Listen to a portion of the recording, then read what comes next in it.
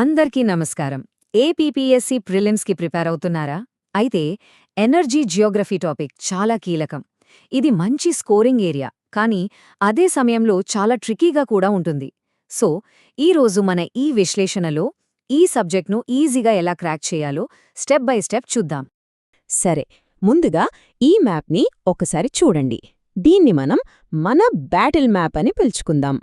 ఎందుకంటే ఇది కేవలం ఇండియా మ్యాప్ కాదు, ఏపీపీఎస్సీ ఎగ్జామ్లో ఎనర్జీ జాగ్రఫీకి సంబంధించి ఏ టాపిక్స్ మీద ఫోకస్ చేయాలో చెప్పే ఒక గైడ్ అన్నమాట. చూడండి, థర్మల్ పవర్ నుంచి సోలార్ వరకు ఎగ్జామ్లో క్వశ్చన్స్ ఎక్కడ్నుంచొస్తాయి, వేటి మీద ఎక్కువ కాన్సంట్రేట్ చేయాలి అనేది ఈ మ్యాప్ మనకు క్లియర్గా చూపిస్తుంది. మరి ఏపీపీఎస్సీ ఎగ్జామినర్స్ ఈ క్వశ్చన్స్ని అంత ట్రిక్కీగా ఎలా డిజైన్ చేస్తారు? అసలు వాళ్ళ మైండ్ సెట్ ఏంటి? చూడండి, ఎగ్జామ్లో సక్సెస్ అవ్వాలంటే కేవలం ఫ్యాక్ట్స్ బట్టి పడితే సరిపోదు. అసలు క్వశ్చన్స్ అడిగే ప్యాటర్న్ ఏంటి, వాళ్ళు ఎక్కడ మనల్ని కన్ఫ్యూజ్ చేయడానికి ట్రై చేస్తారు అనేది మనం పట్టుకోవాలి. అప్పుడే మనం కాంపిటీషన్లో ఒక స్టెప్ ముందుంటాం. రైట్. సో ఇప్పుడు మనం మన గేమ్ ప్లాన్లోకి వెళ్దాం. ఫస్ట్ స్టెప్, ఎగ్జామ్ ప్యాటర్న్ను డీకోడ్ చేయడం. అంటే ఎగ్జామినర్ మన కోసం ఎలాంటి క్వశ్చన్ ట్రాప్ సెట్ చేస్తాడో అర్థం చేసుకోవడం. వాళ్ళు సాధారణంగా ఉపయోగించే 3 మెయిన్ ట్రాప్స్ ఉన్నాయి. వాటిని ఒక్కొక్కటిగా విడదీసి చూద్దాం. ఇక్కడ చూడండి, ఇవే ఆ 3 కోర్ క్వశ్చన్ ఫార్మాట్స్. ఇవి మన నాలెడ్జ్ డెప్త్ని టెస్ట్ చేయడానికి, సరిగ్గా ప్రిపేర్ అవ్వని వాళ్ళని ఫిల్టర్ చేయడానికి వాడతారు. అవేంటంటే 1 matching trap, 2 superlative trap, 3 assertion reason trap. ఇప్పుడు వీటి గురించి వివరంగా చూద్దాం. ఫస్ట్ది మ్యాచింగ్ ట్రాప్. ఇది చాలా కామన్ ఫార్మాట్. ఒక పక్క పవర్ ప్లాంట్స్ పేర్లిచ్చి, మరోపక్క అవి ఏ స్టేట్లో ఉన్నాయి, ఏ నది మీద ఉన్నాయి, లేదా ఏ టైప్ ఆఫ్ ఎనర్జీ ప్రొడ్యూస్ చేస్తాయి అని అడుగుతారు. మన మెమరీని ఖచ్చితంగా టెస్ట్ చేయడమే దీని ఉద్దేశం. ముఖ్యంగా హెవీ వాటర్ ప్లాంట్స్, కొంచెం పేరు తెలియని హైడ్రో ప్రాజెక్ట్స్ మీద ఎక్కువ ఫోకస్ పెడతారు. ఇక రెండోది సూపర్లేటివ్ ట్రాప్. ఇక్కడే చాలా మంది కన్ఫ్యూజ్ అవుతారు. మొదటిదేది, అతిపెద్ద ఇన్స్టాల్డ్ కెపాసిటీ ఉన్నది ఏది, హయ్యెస్ట్ పొటెన్షియల్ ఉన్నది ఏది, ఇలాంటి పదాలతో ఆడుకుంటారు. ఉదాహరణకి, లార్జెస్ట్ సోలార్ పార్కు వేరు, లార్జెస్ట్ ఫ్లోటింగ్ సోలార్ ప్రాజెక్టు వేరు. ఈ చిన్న తేడాని గమనించని వాళ్ళు ఇక్కడ మార్కులు పోగొట్టుకుంటారు. మూడోది అసర్షన్ రీజన్ ట్రాప్. ఇది జస్ట్ బట్టి పట్టే నాలెడ్జ్ని దాటి మన కాన్సెప్చువల్ డెప్త్ని టెస్ట్ చేస్తుంది. యురేనియం ఎన్రిచ్మెంట్ లాంటి టాపిక్స్, లేదా నాన్ కన్వెన్షనల్ ఎనర్జీ సోర్సెస్ వెనుక ఉన్న సైన్స్ గురించి ప్రశ్నలొస్తాయి. ఫ్యాక్ట్ ఎందుకు కరెక్ట్ లేదా ఎందుకు తప్పు అని అనలైజ్ చేయగలగాలి. సో ఇక్కడ ఏంటి అన్నదానికన్నా ఎందుకు అన్నది ముఖ్యం. ఓకే, ఇప్పుడు ఈ ట్రాప్స్ ఏంటో మనకొక ఐడియా వచ్చింది కదా. మరి ఈ నాలెడ్జ్ని ఉపయోగించి ఎగ్జామ్లో ఎక్కువగా అడిగే హై ఈల్డ్ ఎనర్జీ టాపిక్స్ని ఎలా డీల్ చేయాలో చూద్దాం. ఇండియా ఎనర్జీ మిక్స్ని చూస్తే మనకొక విషయం చాలా స్పష్టంగా అర్థమవుతుంది. థర్మల్ పవర్ అంటే బొగ్గు ఆధారిత విద్యుత్ ఇప్పటికీ కింగ్ లాంటిది, ఏకంగా 56%. మనం రెన్యూవబుల్ ఎనర్జీ గురించి ఎంత మాట్లాడుకున్నా అదింకా 26%. ఆ తర్వాత హైడ్రో, న్యూక్లియర్ వస్తాయి. ఈ హైరార్కీ చాలా ముఖ్యం. ఇక్కడే ఒక ఎగ్జామ్ ట్రాప్ ఉంది. స్టూడెంట్స్ అంతా రెన్యూవబుల్ ఎనర్జీ, సోలార్ గురించే ఎక్కువ చదువుతారని ఎగ్జామినర్స్కి తెలుసు. అందుకే వాళ్ళు ఈ ఆర్డర్ మీద క్వశ్చన్ అడుగుతారు.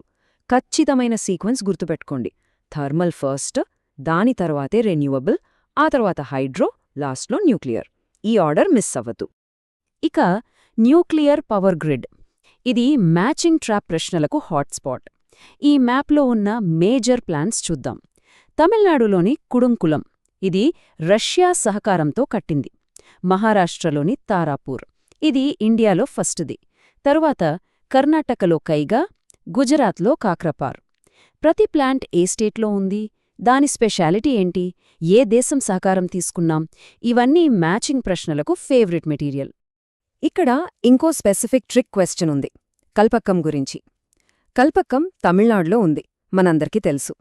అక్కడ ఫాస్ట్ బ్రీడర్ టెస్ట్ రియాక్టర్ అంటే FBTR ఉంది.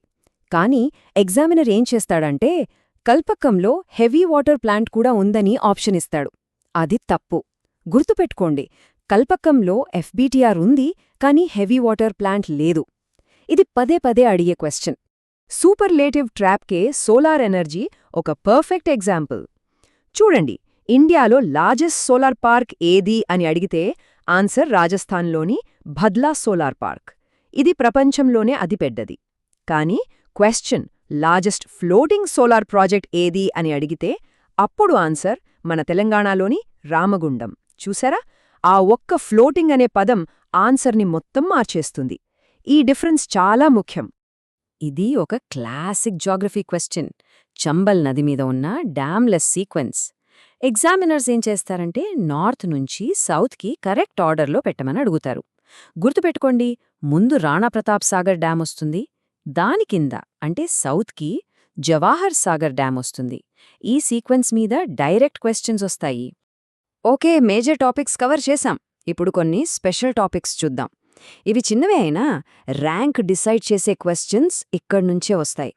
కొన్ని సైంటిఫిక్ మిస్కన్సెప్షన్స్, అంటే మనం తప్పుగా అనుకునే కొన్ని విషయాలు కూడా క్లియర్ చేసుకుందాం.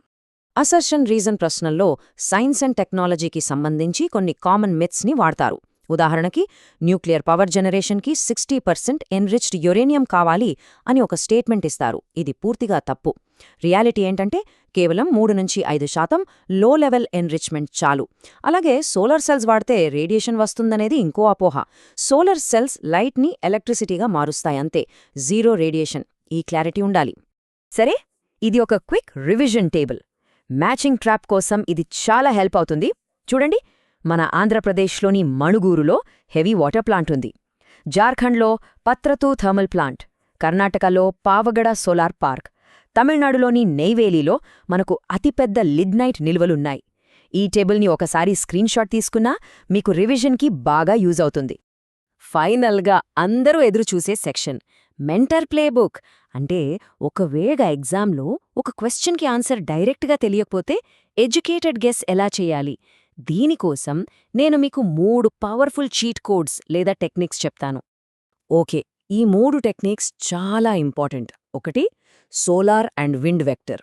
ఒకవేళ క్వశ్చన్ ఇన్స్టాల్డ్ కెపాసిటీ గురించి కాకుండా హైయెస్ట్ పొటెన్షియల్ గురించి అడిగితే, అంటే భవిష్యత్తులో ఎక్కడ ఎక్కువ అవకాశం ఉంది అని అడిగితే గుడ్డిగా రాజస్థాన్ లేదా గుజరాత్ని ఎంచుకోండి. 2, స్ట్రాటజిక్ మినరల్ వెక్టర్. యురేనియం లేదా థోరియం గురించి క్వశ్చన్ వస్తే ఆన్సర్ దాదాపుగా సౌత్ ఇండియన్ స్టేట్స్లోనే ఉంటుంది, ఆంధ్రప్రదేశ్, కేరళ లేదా Tamil Nadu. 3, lexicon trap. Installed capacity వేరు, పొటెన్షియల్ వేరు. ఈ 2 పదాల మధ్య తేడాను జాగ్రత్తగా గమనించండి. సో ఇవి గుడ్డిగా పెట్టే గెస్సులు కాదు, లాజికల్ గెస్సులు. రైట్, ఇప్పుడు ఈ మొత్తం ప్లేబుక్ మీ దగ్గరే ఉంది. ఏ ట్రాప్స్ ఉంటాయో వాటిని ఎలా ఎదుర్కోవాలో మీకు తెలుసు. ఇప్పుడు మీరే ఆలోచించండి, ఈ 3 అంటే మ్యాచింగ్, సూపర్లేటివ్, అసర్షన్ రీజన్, వీటిలో ఏది మీ వీక్నెస్? దాన్ని అధిగమించడానికి మీరు ఎలాంటి ప్లాన్ వేసుకుంటారు? మీ వీక్నెస్ని గుర్తించి దానిపై ఫోకస్ చేయండి. ప్రిపరేషన్ని స్ట్రాటజిక్గా మార్చుకోండి. All the best.